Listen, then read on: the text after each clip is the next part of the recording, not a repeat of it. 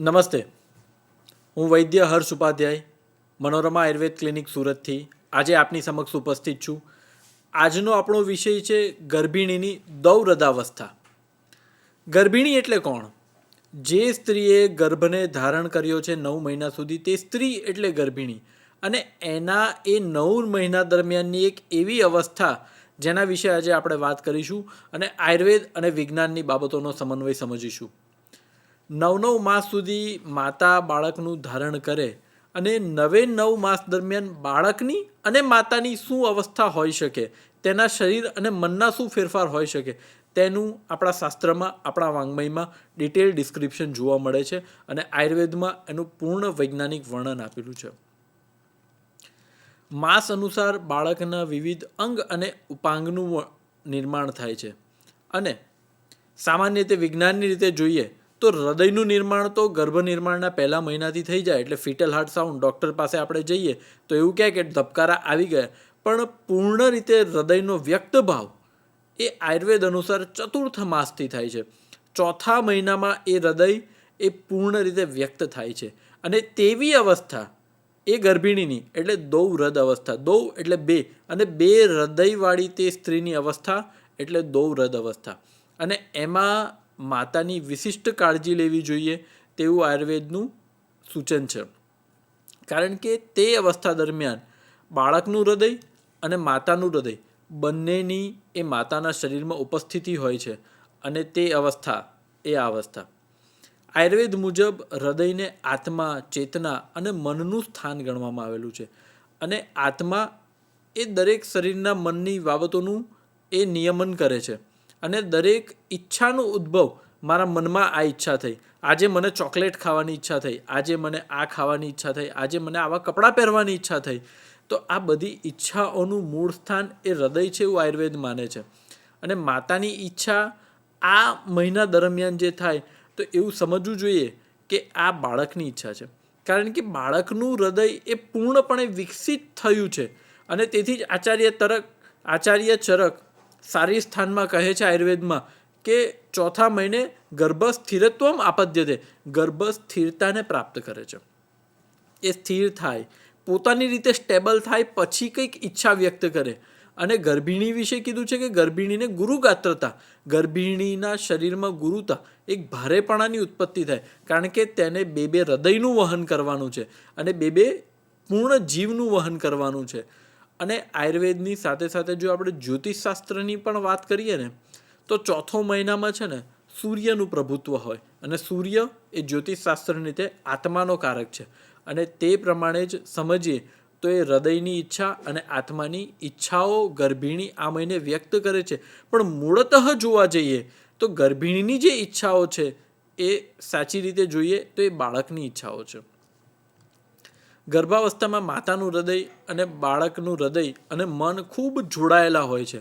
આથી જે માતા અનુભવ કરે તે અનુભૂતિ બાળકને થાય અને બીજી બાજુ જોઈએ બાળક જે ઈચ્છા વ્યક્ત કરે, બાળક જે અનુભૂતિ વ્યક્ત કરે તે માતામાં જોવા મળે. તે એ બંને એકબીજા સાથે જોડાયેલા હોય છે. અને આ અવસ્થા દરમિયાન હૃદય એ ચેતનાનું પણ સ્થાન કીધું છે. ચેતનાની અનુભૂતિ શેના આધારે હોઈ શકે? ઇન્દ્રિયો આધારિત, શબ્દ, સ્પર્શ, રૂપ, રસ, ગંધ. તો ચેતનાની અનુભૂતિ, શબ્દાદિ વગેરેની અનુભૂતિઓ બાળક ચોથા મહિનાથી શરૂઆત કરે છે એવું આયુર્વેદ અને આપણું શાસ્ત્ર માને છે. ઘણીવાર આ મહિના દરમિયાન આપણને કંઈ અલગ જ પ્રકારના બદલાવ પણ જોવા મળી શકે કે જે માતાને ચા ખૂબ ભાવતી હતી, વારંવાર દિવસમાં 2 વાર ચા જોઈએ એટલે જોઈએ જ, તે માતાને અચાનક જ ચા પ્રત્યે નફરત થઈ જાય. ચાને જોવાથી એને ઉબકા આવવા લાગે. ઘણીવાર જે માતા ખૂબ નાસ્તિક છે કે ભગવાનના મંદિરમાં કે ભગવાનની સમક્ષ 2 મિનિટ નથી બેસતી, એ અચાનક આસ્તિક બની જાય. એ માતા મંદિર અને ઈશ્વર કાર્યમાં રતી થવા લાગે. તો એનો મતલબ કે એ જે ઈચ્છાઓ છે ને એ ગર્ભ પોતાના હૃદયમાં પોતાની આત્મા સાથે જોડાયેલી જન્માંતરની અભિવ્યક્તિઓ, વિચારો અને ઈચ્છાઓ માતા દ્વારા વ્યક્ત કરે છે. કે એ ગર્ભ પોતાની સાથે પૂર્વજન્મના, એની પહેલાંની જન્મના જે વિચારો, જે સંસ્કારો, જે અભિવ્યક્તિઓ, જે સમજણ લઈને આવ્યું હોય ને, એ માતા દ્વારા વ્યક્ત કરવાનો પ્રયત્ન કરે છે. અને આ અવસ્થા એટલે એ માતાની દોરદ અવસ્થા. હવે આયુર્વેદ કહે છે કે આ અવસ્થામાં ગર્ભની સુરક્ષા માટે માતાની દરેક ઈચ્છાઓની પરિપૂર્તિ કરવી જરૂરી છે. કારણ કે ઈચ્છા માતાની નથી, એ ગર્ભની ઈચ્છાઓ છે. અને તમારી કોઈ પહેલી જ વારની ઈચ્છાઓ પૂરી ન કરે તો તમને કેટલો ગુસ્સો આવે, તમે કેટલી ખરાબ લાગણીની અનુભૂતિ કરો. તો એ બાળકની ઈચ્છાઓ જો તમે પૂર્ણ ન કરશો તો એ બાળક કેટલું ડિપ્રેસિવ ફીલ કરશે. એ બાળક ગર્ભમાંથી જ પોતાની ઈચ્છાઓને દબાવતું થઈ જશે. એટલે આ માસ દરમિયાનની માતાની દરેક ઈચ્છા પૂર્ણ કરવી એ ગર્ભિણીના પરિવારવાળાની એક મુખ્ય જવાબદારી છે. અને તેની બાળકના સ્વભાવ ઉપર ખૂબ ઊંડી અસર થાય. ઘણીવાર આ ઈચ્છાઓ જ્યારે વ્યક્ત કરવામાં ન આવે ને, ત્યારે હજુ સુધી એના પર સંશોધન ન થયા હશે તો ભવિષ્યમાં ચોક્કસ થશે કે આ અવસ્થા દરમિયાન જો માતાની ઈચ્છાઓની પૂર્તિ કરવામાં ન આવે તો બોડીમાં વાયુ દોષ ખૂબ વધી જાય, તો ગર્ભસ્રાવ કે ગર્ભપાત થવાની પણ સંભાવના રહેલી છે. તો આ અવસ્થાનું મહત્ત્વ મનની બાબતો સાથે શરીર અને ગર્ભની સુરક્ષા, એની સ્ટેબિલિટી માટે, કારણ કે આજકાલના સમયમાં જોઈએ તો every pregnancy is a precious pregnancy. કારણ કે એક દંપતી 1-2થી વધારે બાળકો રાખતું નથી, તો એમની દરેક પ્રેગ્નન્સી, દરેક ગર્ભાવસ્થા એ ખૂબ મહત્ત્વની છે. તો આનું ધ્યાન રાખવું, એની સંભાળ લેવી, આપણે કેર તો કરતા જોઈએ છે અને કેલ્શિયમ આયર્નની ગોળી ખવડાવીએ, ડૉક્ટર પાસે નિયમિત બતાવવા લઈ જઈએ, પણ આવી નાની નાની બાબતોનું પણ ગર્ભાવસ્થા દરમિયાન કેર થવું ખૂબ જરૂરી છે. અને આયુર્વેદમાં આ ઈચ્છાઓ પૂર્ણ ન થાય ને તો બાળક કેવું થઈ શકે એનું પણ વૈજ્ઞાનિક વર્ણન છે. કે આ ઈચ્છા પૂર્ણ ન થાય તો બાળક કોઈ વિકૃતિવાળું, ખોડખાપણવાળું, જડ સ્વભાવનું, વિકૃત અંગ, વિકૃત ચેષ્ટાઓવાળું જન્મવાની શક્યતા રહેલી છે. અને કયા પેરેન્ટ્સને ગમશે કે તેમનું બાળક આવું આવે? કારણ કે એ બાળકની આ જીવન જવાબદારી તે મા બાપની બની જશે. તો આ બધી બાબતો ખૂબ સૂક્ષ્મ છે, પણ તેની બાળકના સંપૂર્ણ જીવન ઉપર ખૂબ લાંબી અસરો રહેલી છે. અને જે ઇન્દ્રિયની ઈચ્છા પૂર્તિ ન થાય તે ઇન્દ્રિયમાં ખોડખાપણ આવવાની સંભાવનાઓ વધુ રહેલી છે. જેમ કે જે તે બાળક છે એની તમે કોઈ ખાવાની ઈચ્છા પૂર્તિ ન કરી, કોઈ રસની ઈચ્છા પૂર્તિ ન કરી, તો એના રસેન્દ્રિયમાં ખોડખાપણ આવવાની સંભાવના રહેલી છે. એને કંઈ સાંભળવાની ઈચ્છા પૂર્તિ ન કરી તો એની કર્ણેન્દ્રિયમાં કોઈ ખોડખાપણ. ઘણીવાર બાળક જન્મ સાથે બહેરા મૂંગા જન્મે છે. તો આવી બધી નાની નાની બાબતો આયુર્વેદમાં સામાન્ય રીતે એનું વર્ણન કરીને આપણને સૂચવવામાં આવેલી છે. આચાર્ય સુશ્રુતે તો એનાથી પણ ઉપર જઈને પોઝિટિવ વેમાં અગર વિચારીએ આ બાબતને, તો માતા જે પ્રકારની ઈચ્છાઓ કેળવે તે પ્રકારનું બાળક આવે. કે કોઈ માતા છે એ એવી ઈચ્છા વ્યક્ત કરે આ મહિના દરમિયાન કે તેને કોઈ વિદ્વાન કે ઉચ્ચ વ્યક્તિના દર્શનની ઈચ્છા થઈ છે, તો એનું સંતાન પુણ્યવાન બનશે, એનું સંતાન વિદ્વાન બનશે, એનું સંતાન આગળ જતાં મોટું કંઈ વ્યક્તિત્વ બનશે. તે માતાને ચોથા માસ દરમિયાન અલંકાર, આભૂષણો, ફૂલો એ બધાની ઈચ્છા થાય તો એ બાળક અલંકાર પ્રિય, સુગંધ પ્રિય, કલાનું સંતાન બનશે. એ કલાનો વારસો આગળ વધારશે. કોઈ માતા એવી હશે કે એનું જે સંતાન આવ્યું છે તે જન્માંતરના કોઈ બીજા જ વિચારો લઈને આવ્યું હશે, તો એ માતાને કોઈ આશ્રમે જવાની ઈચ્છા થશે, કોઈ શાંત જગ્યાએ જવાની ઈચ્છા થશે, તો તેમનું સંતાન જીતેન્દ્રિય સંતાન બનશે, પોતાના ઇન્દ્રિયો પર જય મેળવવાવાળું સંતાન હશે, સંયમી સંતાન બનશે. તો આ માસ દરમિયાન માતાની શક્ય હોય એટલી ઈચ્છાઓની પૂર્તિ કરવી. ઘણીવાર ઘણી માતાઓ એવી પ્રકારની પણ ઈચ્છાઓ કરે જે આપણને લાગે યોગ્ય નથી. કોઈ એવા પ્રકારના ખોરાકની ઈચ્છા કરે કે જે એના માટે ખાવો અયોગ્ય હોય, પણ એના માટે પણ શાસ્ત્ર એવું કહે છે કે ભાઈ એનાથી પેટ ન ભરવું, પણ એના સ્વાદની પૂર્તિ કરવા માટે, એના મનની ઈચ્છાની પૂર્તિ કરવા માટે, બાળક જે ઈચ્છાઓ વ્યક્ત કરે છે એના મનની ઈચ્છાઓની પૂર્તિ માટે એને થોડી માત્રામાં આપવું.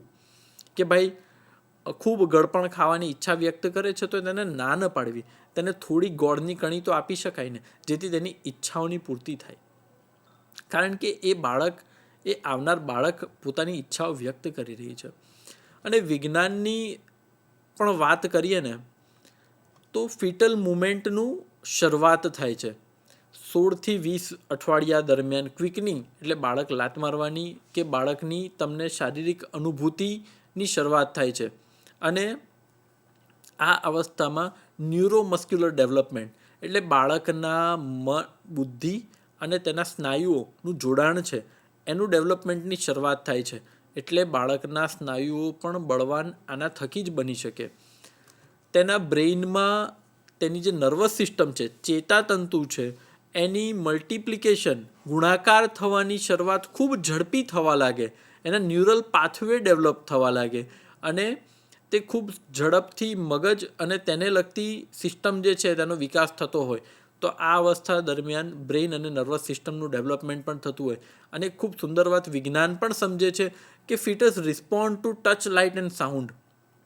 એ બાળક સ્પર્શ, લાઇટ અને અવાજની અનુભૂતિને જવાબ આપવાની શરૂઆત કરશે. કોઈ સ્પેસિફિક ટચ કે એના પિતાનો ટચ એને ખબર પડશે, એને કોઈ લાઇટ, કોઈ પ્રકાશ વિશેની સેન્સ ડેવલપ થશે અને કોઈ પર્ટિક્યુલર સાઉન્ડ પર એ રિએક્ટ કરવાનું ચાલુ કરશે. તો બ્રેઇન અને નર્વસ સિસ્ટમ. એનાથી આગળ જઈએ તો જ્યારે હાર્ટ ફૂલ્લી ડેવલપ્ડ થાય છે તો ત્યારે સ્ટ્રેસ, એન્ઝાયટીની હૃદય ઉપર શું અસરો છે એ આપણે એડલ્ટમાં તો જોઈએ જ છીએ. તો જ્યારે એનું હાર્ટ અને એનું મન પૂર્ણતઃ ડેવલપ થતું હોય ત્યારે જો એ માતા સ્ટ્રેસ એન્ઝાયટીમાં રહે, એ માતા અપૂર્ણતાના ભાવમાં રહે, એ માતા કોઈ દુઃખમાં રહે, તો એ બાળકને એના હૃદય ઉપર કેટલી ખરાબ અસરો થાય, કેટલી વિપરીત અસરો થઈ શકે. કારણ કે મોટા વ્યક્તિમાં પણ સ્ટ્રેસ અને એન્ઝાયટીની અસરો પાછળ આજે દુનિયા ગાંડી થઈ છે. એનાથી થતા રોગોની સંખ્યા 2 થી 3 ગણી વધી ગઈ છે. તો બાળકના એ કુમળા હૃદય પર એની શું છાપ પડે. આ ઉપરાંત બાળકમાં ફેશિયલ ફીચર્સ ડેવલપ થાય. બાળકના મુખ પર તમને એક્સપ્રેશન્સ જોવા મળે. એક્સપ્રેશન શેનાથી હોય? આઈબ્રો, આઈલિડ્સ, આ બધાથી બાળક પોતાની જાતને એક્સપ્રેસ કરવાની શરૂઆત કરે, એના ઇમોશન્સને દર્શાવવાની શરૂઆત કરે અને સાથે સાથે માતાના ઇમોશન્સને ફીલ કરવાની શરૂઆત કરે. વૈજ્ઞાનિક રીતે જોઈએ તો સ્ટ્રેસ હોર્મોન કોર્ટિસોલ નામનો જે હોર્મોન છે એ આ મહિના દરમિયાન પ્લેસેન્ટાને ક્રોસ કરી શકે છે.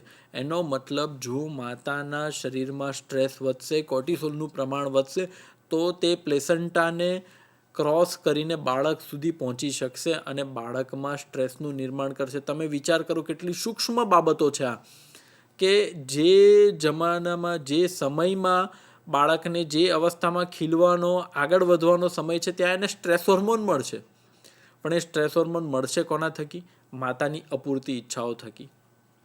તો આ અવસ્થા દરમિયાન એ માતા જો પોઝિટિવ માઇન્ડસેટ રાખે, એ માતાનું જે વાતાવરણ છે એ હકારાત્મક હોય, સકારાત્મક હોય, માતાને ગમે તેવું વાતાવરણ તેના મનને અને શરીરને મળે તો એ બાળકનું કેવું નિર્માણ કરી શકે. તેથી માતાએ પણ આ મહિના દરમિયાન ખૂબ કાળજી લેવી. દૂધ અને ઔષધયુક્ત ઘીનું સેવન કરવું, મંત્રોચ્ચાર, હળવું સંગીત, હળવો પ્રાણાયામ, કે જેથી તેની ઈચ્છાઓ પર પણ તે હળવો કાબૂ રાખી શકે. અને આ અવસ્થા દરમિયાન આયુર્વેદ અને આપણા પૂર્વજો ખૂબ સભાનતાથી આ બાબતોને સમજતા હતા અને તેથી જ ગર્ભિણીની ઈચ્છાઓની પૂર્તિ કરવી એ ખૂબ જરૂરી છે તેવું આયુર્વેદ માને છે અને વિજ્ઞાન પણ આ બાબતના પુરાવા આપતું થઈ ગયું છે. તો આપણે સૌ ગર્ભિણી ઉપરાંત ગર્ભિણીના પરિવારજનોની આ જવાબદારી છે કે તે અવસ્થા દરમિયાન ગર્ભિણીની ખૂબ કાળજી લેવી અને તેને ઈચ્છાઓની પૂર્તિ કરવી અને એક સારા બાળક નિર્માણમાં અને એક સારા સમાજ નિર્માણમાં આપણો ફાળો આપવો. ધન્યવાદ.